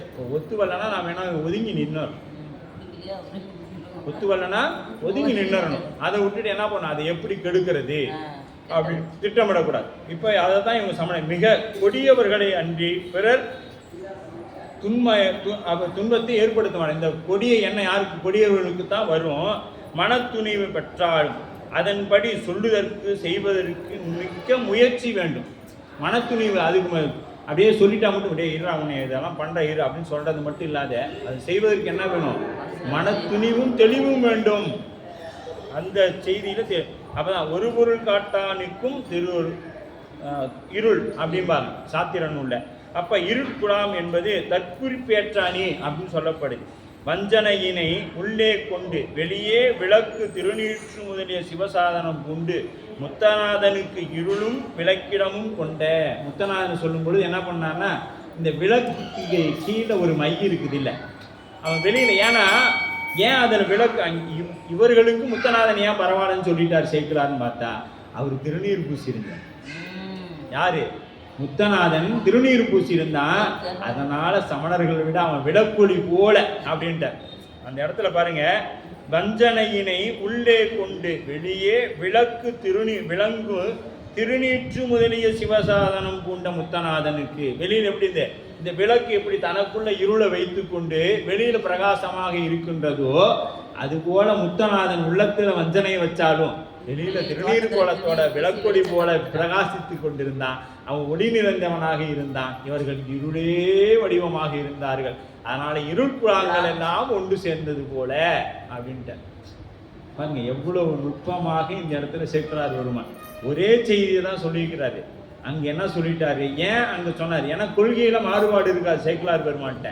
அங்க சொல்லும் பொழுது அந்த இருளோட என்ன இருந்துச்சு? விளக்கொடியை விளங்கு திருநீற்று ஒளி முதலிய சிவசாதனம் பூண்ட முத்தநாதன். இங்க சொல்லும் பொழுது இருள் குலாம் அப்படின்ட்டார். மொத்தமும் இருள். ஏன்னா யாரும் திருநீர் பூசல, அதனால மொத்தமும் இருள் தான் அப்படின்ட்டார். இருள் குலாம் அப்படின்ட்டார். அப்ப இருள் குலாம். அப்ப பல்லவ நகர் எங்க? மைப்பொதிய விளக்கினை அப்படின்பா. அப்ப இவங்க என்ன எங்க போயிட்டாரு? இப்ப பாடலிபுத்திரம் என்கின்ற அந்த பல்லவ மன்னன் அருளாட்சி செய்யக்கூடிய இடத்துக்கு போயிட்டாங்க.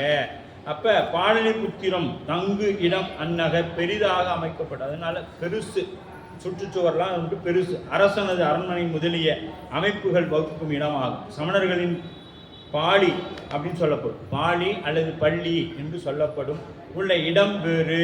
குடிகள் முதலிய அப்போ குடிகள்னா மக்கள் இருக்க அந்த சமண பள்ளிகள் இருக்கிற இடம் வேறு. ஏன்னா அவங்க என்ன பண்ணுவாங்க? ஆடை இல்லாமலாம் இருப்பாங்க, பாய் உடுத்தி இருப்பாங்க. இதனால் என்ன பண்ணுவாங்க? அவங்க தனியாக ஒரு இடத்துல இருப்பாங்க, மக்கள் ஒரு இடத்துல இருப்பாங்க. இப்படி வேறு வேறு என இருத்தன்மையாக இருந்த அந்நகர் வந்தணைந்தார். அப்போ என்ன பண்ணிட்டாங்க? ஒரு வழியாக திட்டத்தை தீட்டி கொண்டு என்ன பண்ணிட்டாங்க? மன்னன் நகர் அரண்மனையை வந்து அடைந்துட்டாங்க அப்படின்ட்டார். அரண்மனையை வந்து நகர் வந்து அணைந்தார். அப்போ எல்லாரும் ஒன்று கூடி என்ன பண்ணிட்டாங்க? வந்துட்டாங்க. இப்போ எல்லாரும் ஒன்று சேர்ந்து போகும்போது என்ன ஆகும்? இப்போ ஒரு கட்சியில் வார்டு நகர தலைவர் எல்லாம் ஒன்று சேர்ந்து போனால் என்னப்பா விசேஷம், என்ன ஆச்சு? எல்லாரும் ஒன்று சேர்ந்து போகிறாங்க. நம்ம எங்கே இருப்போம்? கடையிலையோ எங்கேயோ நம்ம வழியில் போகும்பொழுது பார்த்தா எதுக்காக இவங்களாம் ஒன்றா சேர்ந்து போகிறாங்க, என்ன பிரச்சனை, நல்லதா கெட்டதா தெரியலையே அப்படின்னு ஒரு சிந்தனை நமக்கு வரும். இது மாதிரி தான் அந்த நகர மக்களும் நிற்கிறாங்க. என்ன இது வந்துருக்கு, இவங்கெல்லாம் ஒன்று சேர்ந்து போகிறாங்களே அப்படின்னு. அப்போ உடை ஒளிந்து ஒரு பேச்சு இடையீடு இன்றி உண்போர் கடை அணைந்து அவன் வாயில் காவலர்க்கு நாங்கள் அடைய வந்தமே அரசனுக்கு அறிவியும் என்ன இடை அறிந்து புக்கு அவரும் தம் இறைவர்க்கு இசைப்பார் அப்படின்றார். அப்ப என்ன? உடை பொழிந்து சமணர்கள்ல என்ன பண்ணுவாங்க? ஆடை அணிய மாட்டாங்க.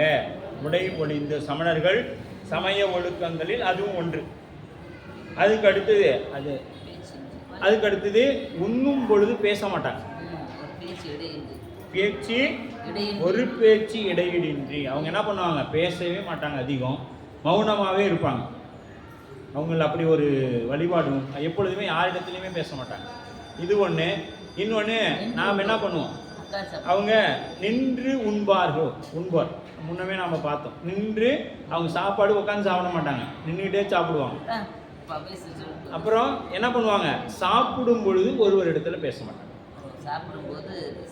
சாப்பிடும் பொழுது ஒருவர் இடத்துல பேச மாட்டாங்க. நாம சாப்பிடும் பொழுது எல்லாமே அது உனக்கு தெரியுமா அப்படின்னு ஆரம்பிச்சோம்னா அந்த சாப்பாடு கடைசி பருக்கு வரைக்கும் அந்த போயிட்டே இருக்கும் கதை இல்லையா? அப்படிதான் நாம சாப்பிட்றோம். அப்படி அவங்க வந்து சாப்பிடும் பொழுது இடையீடு இன்றி, அப்போ இடையில யார்ட்டையும் அவங்க பேச மாட்டாங்க, பேசாமல் இருப்பாங்க அப்படின்னு. உடை ஒளிந்து இருப்பாங்க, பேசாமல் இருப்பாங்க. அதுக்கு நின்று தான் இதெல்லாம் சமணர்களோட அடையாளம். இப்போ நாமெல்லாம் என்ன பண்ணுறோம், ஒரு சிஸ்டம் வந்துருச்சு, என்ன அது பஃபே சிஸ்டம். வாங்கி போய் எங்கே ஒரு சேர்லையாவது தூக்கி போட்டு தான் உட்காந்து சாப்பிடணும். நின்று சாப்பிட்டோமா நம்மளையும் சாமி அந்த கணக்கில் சேர்த்திடுவாங்க, சமணர்கள் கணக்கில் சேர்த்திடுவாங்க. ஏன்னா நின்று உண்பது சரியாக ஜீரணம் ஆகாது. அதனால தான் அமர்ந்து உண்ண சொல்கிறாங்க. சரியான உணவை எடுத்துக்கொள்ளலாம். அதுவும் என்ன பண்ணணும், டேபிள் சேர்லாம் உட்காந்து சாப்பிடக்கூடாது, சப்பலாங்கால் போட்டு உட்காந்து சாப்பிடணும். அப்போ தான் நம்ம அந்த பாதம் ரெண்டு என்ன ஆகும், தொடையில் வச்சு அழுத்தி அந்த வயிறு எங்கே தொடையில் வந்து நிற்கும். அளவுக்கு அதிகமாக சாப்பிட்டோம்னா என்ன ஆகும், ஒரு சில பேர் ஏதோ பார்ப்பீங்க அப்படியே வேஸ்டிங்காக லூஸ் பண்ணி விட்டு அப்புறம் சாப்பிடுவாங்க. ஏன்னா அது ரொம்ப டைட்டாக இருந்ததுன்னா அதுக்கு மேலே சாப்பாடு உள்ளே போகாது, அவருக்கு பிடித்தமான உணவாக இருக்கும். அப்புறம் கொஞ்சம் லூஸ் பண்ணி விட்டு சாப்பிட்டுட்டு அப்புறமேட்டு கொஞ்சம் ரெடி பண்ணிக்குவாங்க இல்லையா. அந்த மாதிரி உட்காந்து சாப்பிடும்பொழுது இவ்வளோ பிரச்சனை, நமக்கு இவ்வளோ பெரிய உடம்பு இருக்குது. ஏன்னா நம்மளாம் நின்றுட்டு சாப்பிட்டோன்னா என்ன ஆகும், எல்லாருமே பெருசு பெருசாக ஆகிடும். சரிங்களா. அது என்ன உடம்புக்காக தான் இதெல்லாம் சொல்லப்படுது. ஏன்னா உடம்பை வளர்த்தேன் உயிர் வளர்த்தேன், உடம்பினுள்ளே உத்தமன் கோயில் கொண்டான் என்று உண்மை உடம்பை யாம் இருந்து ஓம்பேன், முன்னம் உடம்பினை இழுக்கென்று இருந்தேன். திருமூலரே சொல்வார், முன்னாடி இந்த உடம்பு தேவையா நமக்கு அப்படின்னு இருந்தேன், ஆனால் உடம்புக்குள்ளே உத்தமன் கோயில் கொண்டான் என்று. இந்த உடம்புக்குள்ளே தான் சிவபெருமான் கோயில் கொண்டு இருக்கிறான். அதனால் என்ன பண்ணணும், இந்த உடம்பை நான் போற்றி வளர்த்தணும்னு முடிவுக்கு வந்தேன்ட்டார் திருமூலர். முன்னம் இழுக்கென்று இருந்தேன். அது போல் இவங்க என்ன பண்ணாங்க, அந்த உடம்பை அது குளிக்க கூட மாட்டாங்க, ஏன்னா கிருமி செத்து போயிடும். அது கிருமி கூட கொல்ல மாட்டாங்க. பாருங்கள் எவ்வளவு அவங்க கொள்கை நல்ல கொள்கை தான். கொல்லாமை என்கின்ற ஒன்றை மட்டும் எடுத்தது தான் சமணம், அன்பு என்கின்ற ஒன்றை மட்டும் எடுத்தது தான் புத்தம். ஆனால் இது ரெண்டுகிட்டையுமே இது ரெண்டுமே இல்லை. இந்த ரெண்டு சமயத்துலையும் என்ன இல்லை, இது ரெண்டுமே இருக்காது. புத்தர்கள் உதாரணத்துக்கு இப்போ நம்ம இலங்கையை எடுத்துக்குவோம். கோடான எத்தனையோ லட்சம் தமிழர்களை, லட்சக்கணக்கான தமிழர்களை குழந்தைகளை ஆடையின்றி துப்பாக்கியில் சுட்டு கொண்டாங்க. இது புத்த மதத்தோட கொள்கை என்ன, அன்பை மட்டும் போதிக்கிறது. அவங்களிடத்துல அன்பு இல்லை. சமணர்கள் கொல்லாமையில் இருக்கிறவங்க, அவங்கள்ட்ட கொல்லாமை இல்லை, கொள்றான். இப்போ என்னென்ன சித்திரவதை நாவுக்கரசர் பண்ண போறான்னு பாருங்க. ஸோ இவ்வளோ சித்திரவதைப்பட்ட நம்ம சாமி, நம்ம இங்கே நான் ஒரு சமயத்துக்கு வந்துடுறேன், என்னை ஆளை விட்டுருன்ட்டு போயிடும். அவ்வளோ சிரமங்களை அனுபவிக்கிறார் நாவுக்கரசர். அப்படி அடைந்த நாங்கள் அடைய வந்தமை அரசனுக்கு அறிவி. என்ன பண்ணாங்க, எல்லாரும் மூஞ்சும் அப்படி எப்படி ரொம்ப வருத்தத்தில் இருக்கிற மாதிரி அழுது கொண்டு இருப்பது போல முகத்தை வைத்து கொண்டு போய் அங்கே நிற்கிறாங்க. ஏன்னா அவங்க போய் சொல்கிறவன் சரியாக சொல்லணும் இல்லை, என்னன்னு தெரியலைங்க, அந்த தலைவர்கள்லாம் வந்து ரொம்ப சோகமாக அழுத மாதிரி நிற்கிறாங்க அப்படின்னு அவங்க போய் மன்னன்ட்டு சொல்லணும். அதுக்காக என்ன பண்ணிட்டாங்க, டே எல்லாம் மூஞ்ச மாற்றிக்கிங்க, எல்லாம் நம்ம திட்டம் வெளியே தெரிஞ்சிடக்கூடாது. அதனால் என்ன பண்ணுங்க, எல்லாம் சோகமாக இருக்கிற மாதிரி ரொம்ப வருத்தத்தில் இருக்கிற மாதிரி முகத்தை வச்சுக்கிங்க, வாங்க போகலாம் அப்படின்னு சொல்லி போய் சொல்லுப்பா, நாங்கள்லாம் வந்திருக்கிறோம். ஏன்னா நாங்கள்லாம் அடைய வந்த அரசனுக்கு அறிவு, நாங்களாம் ரொம்ப இந்த மாதிரி வந்திருக்கிறோன்னு போய் அரசனுக்கு சொல்லு. ஏன்னா இது மாதிரி தருமசேனர் வந்து போயிட்டாரு, போய் சொல்லிட்டு போயிட்டாரு, இதெல்லாம் அவர்கிட்டையும் சொல்கிறாங்க. ஏன்னா அவர் போய் சொல்லணும் இல்லை, மன்னன்ட்ட போய் சொல்கிறாங்க, இது மாதிரி ஏமாற்றிட்டு போயிட்டாரு, போகிற சமயத்தில் இதெல்லாம் பண்ணிட்டாரு அப்படின்னு அவருக்கு ஒரு கதையை சொல்லி அவர் அனுப்புகிறாங்க. இவரும் வேக வேகமாக விரைந்து போகிறார். நான் பாருங்கள், என்ன எடை அறிந்து புக்கு அவரும் தம் இறைவற்கு செய்தார். அவனுக்கு இறைவன் யாரு, மன்னன் தான் அவனுக்கு இறைவன். காவலனுக்கு இறைவன் மன்னன் தான். அதனால் அவன்கிட்ட போய் சொல்கிறார், இசைன்பார். அப்போ போயிட்டார். அடிகள்மார் எல்லோரும் ஆகுலமாய் மிக அழிந்து. அனுகூலம்னா நல்லது, ஆகூலம்னா வருத்தம். அப்ப கொடி நுடங்கு திருவாயில் புறத்தே அணைந்தார் என கூற வடிநெடுவேல் மன்னனும் மற்றவர் சார்பு அதலினால் கடிது அணைவான் அவர்க்கு உற்றது என்கொள் என கவன்று உரைத்தான். இப்போ மன்னன் அங்கே இல்லைங்க, உடனே கிளம்பி வந்துட்டார். யாரோட, காவலனுடைய கிளம்பி வந்துட்டார். அங்கதான் கடிது வந்துட்டார் அவரே. கடிதுனா வேகமாக அப்படின்னு சொல்லி. அடிகள்மார், சமணர்களுக்கு அடிகள்மார்னு ஒரு பேர் உண்டு. அடிகள்மார்னு ஒரு பேர் உண்டு. அதனால் அடிகள்மார் எல்லோரும் மனக்கவலை கொண்டனர். அவங்க எல்லாம் ரொம்ப மனசோர்வோடு வந்து நிற்கிறாங்க. மன்னன்ட்ட போய் சொல்கிறான், யாரு, காவலாளி சொல்கிறான், சமணர் தமது வஞ்சனை கேட்ப மிக்க ஆகுலமா குறிப்பினை மேற்கொண்டார். அந்த ஆகுலம்னா எவ்வளோ அவங்க வஞ்சனையை நினைச்சாங்களோ அவ்வளோ முகம் ஆடி போய் நிற்குது.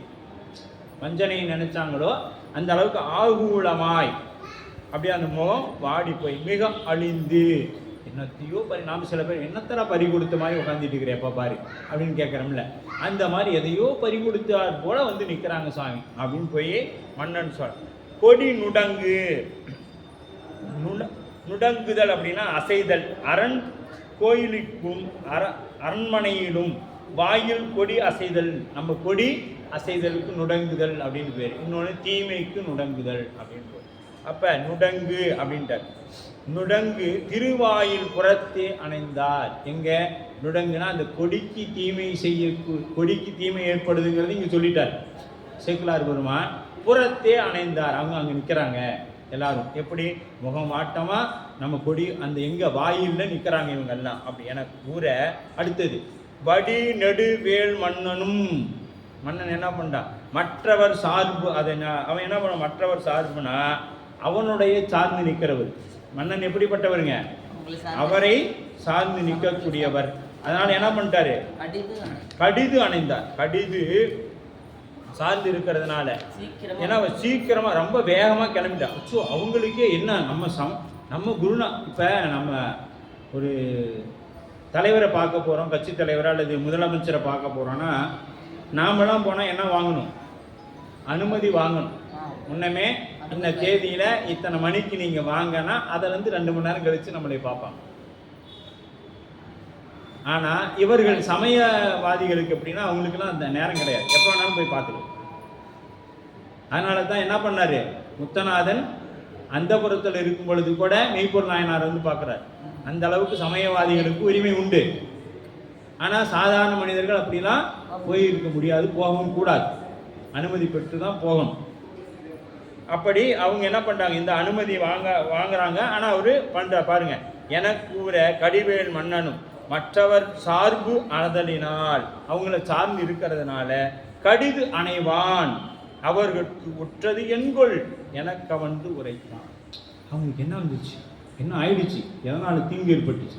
உடனே மன்னனே வந்துட்டார் நேரில். அவங்களும் வர சொல்லிட்டாரு, இவரும் வேகமாக வந்துட்டார். வர கடைக்காவல் உடையவர்கள் புகுத விடக்காவலன்பால் நடை ஆடும் தொழில் உடையார் நன்னி தாம் எண்ணியவாறு உடையார் ஆகிய தருமசேனர் பிணி உற்றாராய் சடையானுக்கு ஆளாய் நின்று சமயம் ஒளிந்தார் என்றார். சொல்லிட்டாரு. போனது என்ன பண்ணாங்க, இதுக்கு முன்னாடி என்னெல்லாம் பண்ணினாங்களோ, எப்படி திட்டமிட்டாங்களோ அது போல என்ன பண்றாரு? கடை காவல் உடையவர்கள் புகுத விட காவலன். கடை காவல்னா எங்க? மெய்க்காவல் இருக்கிற இடத்துக்கு இவங்களும் வந்துட்டாங்க, அவரும் வந்துட்ட பால் நடை ஆடும் தொழில் உடையார் நன்னி நம் எண்ணியவாறு.